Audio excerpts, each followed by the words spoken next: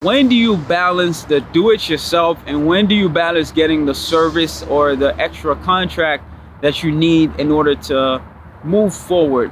I think we all struggle with. I'm going to share my experiences and I hope that it helps you with your experiences as well. Hustle, hustle, hustle, hustle, step. Move, and make it back. First we gotta hustle, hustle, so we get the cash. Do-it-yourself, aka DIY, is great because you can save lots of money, but you cannot save on time. Time you never get back. Money you can always make more of it, but you can never make more of time.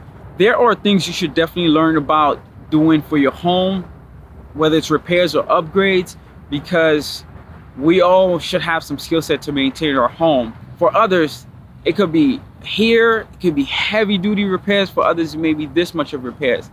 It all depends on what you're comfortable with. So you have to think about that when it comes to either doing it yourself or hiring another contract service. Things I've changed or done for myself, or light fixtures, light switches, the toilet tank fill valves. That's the thing that helps regulate the water that goes into the toilet bowl when you flush it, and how much water and how fast it comes through. I've learned to replace that. Wall outlets, bathroom mirrors, unclogging toilets, unclogging tubs, replace window shoe, so the thing that pretty much holds up the window when you bring it down or even up, floodlights, cameras, exterior, interior cameras, paint, and even a washer tub, the actual plastic part of the tub. So that's the part that kind of helps the water stays into the washer. Put poison for roaches and mice, all these other things, and I'm sure there's probably more, but these are the things I can remember. Things I got outside services for was an exterminator on a monthly basis. I got an electrician to hook up a washer and dryer for me, and also move some outlets and switches around for me, which were a bit of a hazard. A plumber to install water, gas, and drain line for my washer and dryer, and change out some sinks. Contractor to repair a fixed return pipe that my boiler had. It was leaking. It was about 20 feet. He had to replace the whole thing, put a brand new one. Steve had a contractor redo an entire bathroom for me that was damaged from water sipping through here and there. Last thing I got done that was major was I renewed the entire bedroom. So I upgraded all the light fixtures, upgraded the flooring to vinyl floorings, installed brand new moldings. The closets had sliding doors and motion sensor lights in there, and I had dimmer switches. It was a totally brand new upgrade. Although this was a learning experience for me, the way I think about it is anything I can YouTube and I see that is very too extreme or too hard and is a big risk, I won't do it. I won't even bother with it. I'll just do whatever is simply to do. And if it sounds so complicated, I'll get the extra contract services to do it, because I don't need that headache and spending so much time trying to learn the craft, which I'm not doing every day all the time. These contractors, they're pretty serious. They're doing this all the time, so they're pretty skilled. It's almost second nature for them to do a lot of things. Redoing an entire bathroom, heck no, I would never do that. Although there are so many YouTube tutorials out there on how to demo a bathroom, take things out, demo it, crush it, and then piecing it back together, all the steps that you have to take. You can never have the experience of a contractor that has been doing it for so long. Like that bathroom, it was not leveled. There's no way I would have known that it had to be leveled a certain way. And he also had to know that it had to be pitched a certain way for the drain to properly take the water, so that way it's not being stuck in the bathroom. If there's a slightly water leak somewhere, it goes somewhere else and it's not taken away from the rest of the bathroom. All these things is years and skill set of experiences that these people had to know over time, which I'm not going to sit there and try to learn it in a week versus the years that they've learned it. And I know I wouldn't have done of a good job. I would be half-assing a lot of things. It's just not, nah, I wouldn't do it. It's just way too much for me to learn in such a short time crunch. It's just so much headache. I mean, if you have the time, then yes, but I have so many things going on. I have a full-time job, I have different businesses, all these different things I have going on. I remember installing vinyl floors on a very small area. It was about maybe 15 square feet, I would say. It took me 2 weeks to install these vinyl floors. One, it was my first time doing it, and I didn't literally spend every day of 2 weeks. I probably put in maybe 6-7 hours to do it, right? But after that water damage happened, I had to actually get rid of the entire thing. It took them 45 minutes to reinstall these floors, and it looked so clean and professional. Like, you know, it was just flawless versus mine that look a bit crappy. I was cutting tiles a little off, all these things. So these are skill sets I don't think it was worth for me learning, and I paid him $150 for it. $150 for me was worth it because I don't want to pay 6-7 hours of my time is not worth $150 for me to try to save that. That's how you have to think about it as well. Like, if you were to pay yourself to do something, you look at the amount of time that you would pay versus the contractor. Is it really worth it for you to do that? Sometimes it's not. Quality of life is something that you can never take back. With time, you get that. If you don't want to deal with the hassle and all the headache and you want that quality of life, then go ahead and do it and just pay the contractor or contract services that you need for XYZ. Let's say you make about $30 an hour, roughly $60,000 a year. Now, it could be worth it for you to do that because you're making $30 an hour. Let's say it takes you 5 hours to put those floors, then yes, you kind of break even. But even then too, it doesn't make sense. It doesn't make sense to break even. Like, you should be saving a lot of money if you're thinking about doing it yourself versus hiring the extra contract services that you would need. That's the other important thing I want you to look at, is how risky is it for you to do this yourself? Because if it's like replacing a pipe or even doing some major wiring, these things can be very hazardous. Like, if you're trying to extend a gas line you don't know nothing about, you can literally kill someone if you don't know how to properly seal these pipes. And same goes for the electrical. If you don't properly wire it, it can cause a spark and your whole house goes on fire, and then bam, you put people's lives at risk. Then it's really not worth it. Definitely try to seek the professional services. At least get the quote before you're thinking about doing it yourself, to see if the math makes sense and if it's worth it. If you're an electrician, then you have the skill set already. Of course, you're gonna do it yourself. But if you don't have that skill set, then don't do it. I have 2 exterminator services. One is a monthly, and that's just the regular maintenance to make sure you get the roaches, mice, and bugs and stuff. The second one is for termite damages. When I was purchasing the home, I had termite damages, so the previous owner actually ended up getting a professional termite service for a year, and they install all these things to regulate, and they come twice a year to check on the activity to ensure that I don't have no activity. It was definitely worth it because I'm only paying $300 a year to continue the service with them. It's totally worth it because of the warranty that they provide. If I get a termite damage and they start eating up my wood and a whole beam just ends up collapsing, the repair to do that can be tens of thousands. And on top of that, I'm renting part of the home. So imagine I'm displacing people out of the home. I would probably have to pay hotel services or even take a hit from the rent that they're paying because they would not be able to live there. This could easily end up costing over tens of thousands of dollars. It's not really worth me trying to save money here and there. That $300 that I'm paying a year is nothing compared to that tens of thousands of dollars that this would cost me. And they would cover all of that headache for me, all the financial responsibilities. The monthly one is also one, you can definitely do that yourself for the monthly one, because they sell the baits and all these glues and different things for mice, roaches, and such. But you know, if you don't have the skill set to really understand how these things behave over a period of time, definitely good to bring in a professional. And they also take the liability away from you. So if you place one of these baits and they smoke up the air and then your tenants get sick or whatever the case may be, they're going to sue you directly.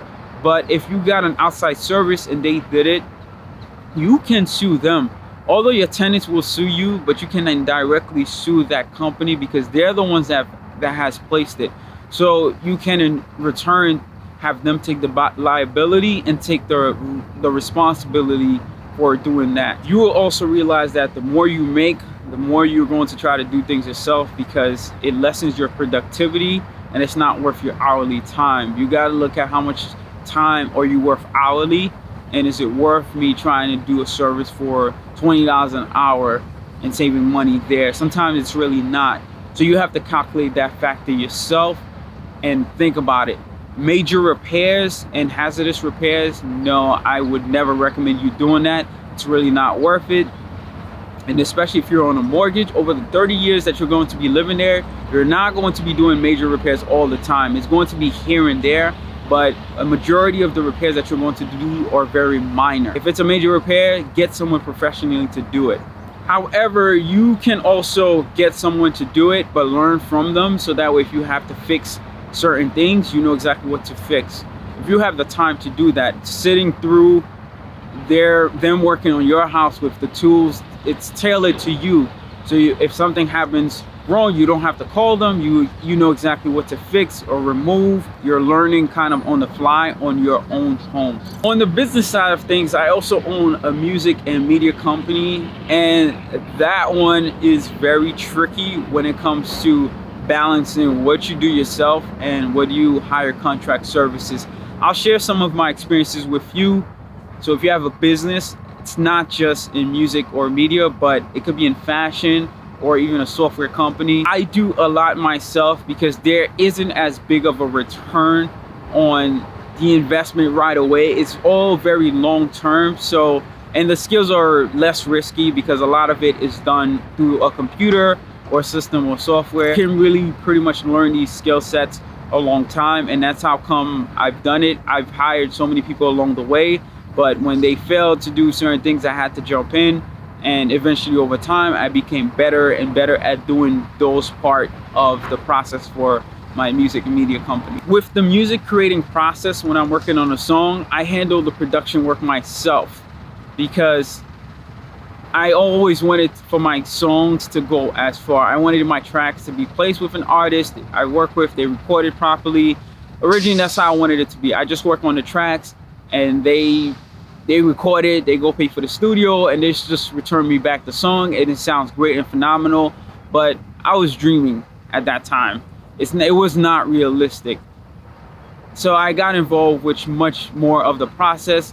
I also ended up recording the artist. I've learned the mixing process, I've learned the mastering process, and I've definitely became great at it because I actually went to school. I paid a year for school, so I definitely learned the craft, and I even won a first place award for best mixing and master for a song. Everything I always say happens for a reason. Sometimes things don't work out because you're in the path to discover something greater. I also got involved in the publishing, the distribution of the song, because I wanted the song to go as far as possible, because if the song doesn't go far, my production work pretty much is going to waste. So for the DIY process, the things that I do for myself is the recording, making the track. Of course, it's me, that is part of me, and nobody can never take that. I'm not gonna pay another producer to produce a track for me. Recording, mixing, and mastering are services that you can actually pay for, but I do those myself. I've gotten so efficient with it that I can get these done much quicker.